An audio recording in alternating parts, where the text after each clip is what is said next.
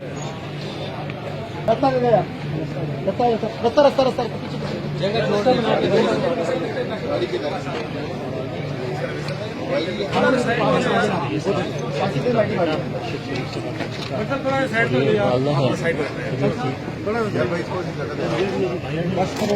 کرو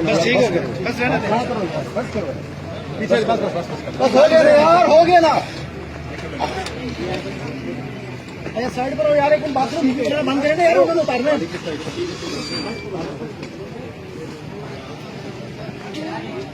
کورٹ میں جو آج رپورٹ پیش کی گئی ہے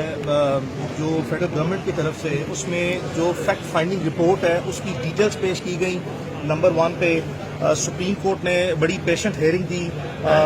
چونکہ آپ جانتے ہیں کہ میں اور میرا آفس جو ہیں اس میں میرے پارٹنر جو ہیں وہ شازم مسعود اور بیرسٹر سعد بٹر کامنلی جو ہے وہ ریپرزینٹ کر رہے ہیں جویریہ صدیقی، جو شہید ارشد شریف صاحب کی بھی جو ہیں وہ زوجہ ہیں۔ تو ان کو جو ہم نے ریپرزینٹ کیا، ان کی طرف سے اپنا ورژن رکھا کہ ہمیں سیریس ریزرویشنز ہیں کہ جو ایس ایچ او کی مدعیت میں مقدمہ درج کیا گیا ہے۔ تو سپریم کورٹ نے سگرا بی بی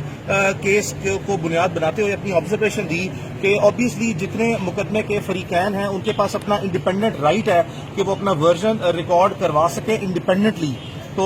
اور at the same time Supreme Court سے ریکویسٹ کی گئی کہ جو اب ایس جے آئی ٹی جو فیڈرل گورنمنٹ کی طرف سے پرپوز کیا جا رہا ہے یا سبمٹ کیا جا رہا ہے کہ اسپیشل جوائنٹ انویسٹیگیشن ٹیم جو کانسٹیٹیوٹ کی جا رہی ہے، اس میں بھی ہم نے سپریم کورٹ سے گزارش کی ہے کہ شہید ارشد شریف کی فیملی کی کنسنٹ لازمی لی جائے کہ کوئی انٹیگریٹی والے وہ لوگ جو کہ کسی بھی قسم کا کسی بھی کوارٹر سے جون سا ہے وہ انفلوئنس نہ لیں، ان کو لازمی طور پر فیملی کی کنسنٹ کے ساتھ جو ہے وہ جوائنٹ انویسٹیگیشن ٹیم کانسٹیٹیوٹ کی جائے۔ اور تیسری چیز سپریم کورٹ سے استدعا کی گئی کہ جو فیکٹ فائنڈنگ کی رپورٹ آفیشیل رپورٹ جو سبمٹ کرائی گئی ہے وہ نہیں جو کہ واٹس ایپ پہ سرکولیٹ کر رہی ہے، چونکہ اس میں ہمیشہ پاسبلٹی آف فیبریکیشن اور پاسبلٹی آف ٹیمپرنگ جو ہے وہ رہتی ہے۔ تو اس میں بھی ریکویسٹ کی گئی ہے کہ اس کی آفیشیل کاپی جو ہے وہ ہمیں دی جائے، جو سپریم کورٹ نے ویری کائنڈلی الاؤ کیا ہے اور ہمیں ہدایت دی ہے کہ ہم اس کو سرٹیفائڈ کاپی اپلائی کر لیں۔ اور انہی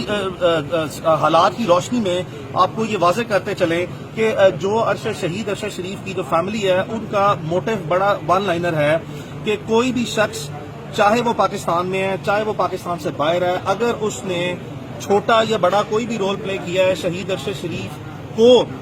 قتل کرنے میں اور شہید کرنے میں، وہ سامنے آنا چاہیے۔ The motto of the family is just